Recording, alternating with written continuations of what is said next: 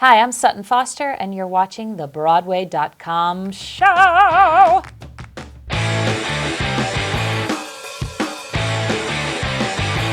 Welcome to the Broadway.com show, your weekly water cooler chat fest for all things concerning the Great White Way, or as we like to think of it, the first place Darren Criss got facelicked. Let's get started with the news. What's the buzz, Lindsay?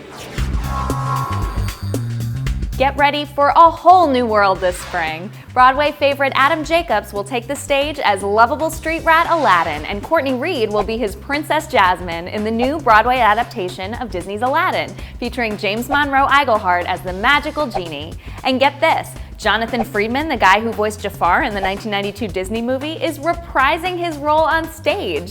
I don't know about you, but I'm ready to take that magic carpet ride. Like, now. Great news for Into the Woods fans. Former Broadway.com video blogger Lilla Crawford will go simply red once again as she takes over the role of Little Red Riding Hood in the film adaptation of the Tony-winning Stephen Sondheim James Lapine musical. Crawford replaces internet star Sophia Grace, who was previously announced to play the sticky bun and pie-loving little girl. Congrats, Lilla! Finally, Hollywood got it right. Grammy-winning singer Katie Lang will make her Broadway debut in February 2014 in the Duke Ellington musical After Midnight, a jazzy revue that starts this October on Broadway. Lang will be the second in a rotating roster of guest stars, kicking off with Fantasia Barrino, and they'll be joining recurring cast members Dule Hill and Tony winner Adrienne Lennox. Big bands and even bigger names? We can't wait to hit up this club, as long as the bouncer lets us in. Former Rock of Ages star Justin Matthew Sargent has officially taken over the role of nerd-turned-superhero Peter Parker in Broadway's Spider-Man Turn Off the Dark. Producers held open casting calls in LA and in New York to find fresh talent for the show, but ultimately decided that Sargent, who's been serving as an alternate, was the right rocker for the role. Congratulations, Justin. It's a girl for Broadway superstar Kelli O'Hara, who gave birth to her second child on September 16. This champion multitasker appeared in 2 musicals while pregnant, Nice Work If You Can Get It and Far From Heaven, and she's headed back to Broadway just 4 months from now in The Bridges of Madison County. If anyone can handle this juggling act, it's Kelli and her husband Greg Naughton, with a little help from their 4-year-old son Owen. Congratulations to the entire family. Hi, I'm Frances Ruffelle, and you're watching the Broadway.com show. It's Emmy time! The Primetime Emmy Awards will honor the best of TV on Sunday, September 22nd, with a live celebration hosted by Neil Patrick Harris. With so many theater stars up for the big prizes, we asked Broadway.com readers who deserved an Emmy this year the most. Your top picks are our high five for the week.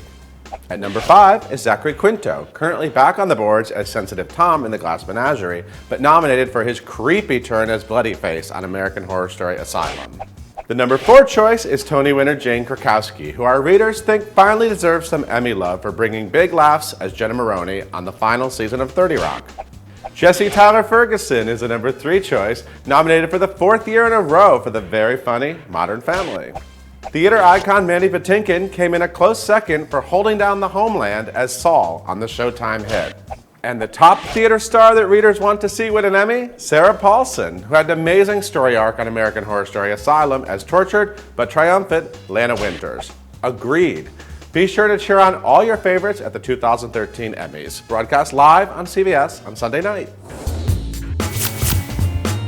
On September 20th, previews begin for the first Broadway revival of The Winslow Boy, a gripping drama about a young boy accused of misbehavior by his strict Naval Academy. We asked the stars of Roundabout's revival whether they had ever misbehaved during their school days. Their answers are this week's pop poll. That is a secret that I will keep close to my chest until I am 6 feet under. I was beaten at school. I'm of the generation that got beaten at school. So yeah, I guess I must have misbehaved. So one time, I asked my Spanish teacher in high school, look, I stole the hall passes off of his desk when he turned his back, and I stuck them up my bra strap, and I walked out the room sideways.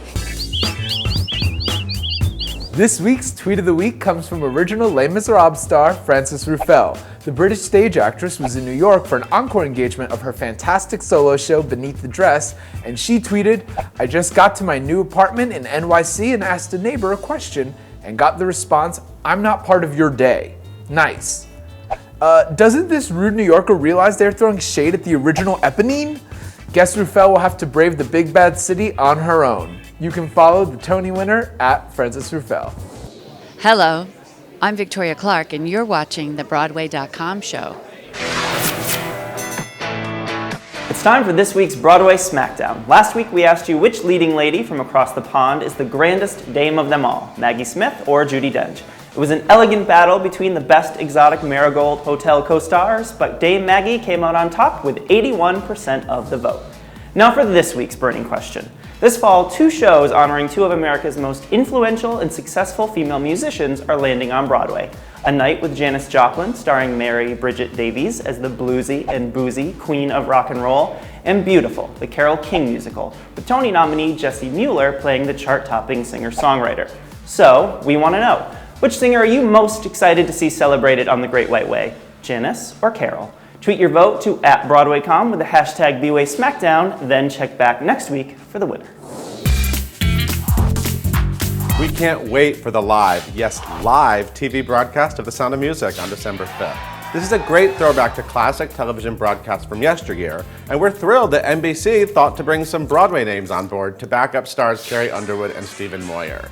Audra McDonald will play Mother Abbess, with Laura Benanti and Christian Borle teaming up as Elsa and Max. Brilliant casting all around. We are so ready to head for the hills for this must-see TV event. Thumbs down to the X Factor.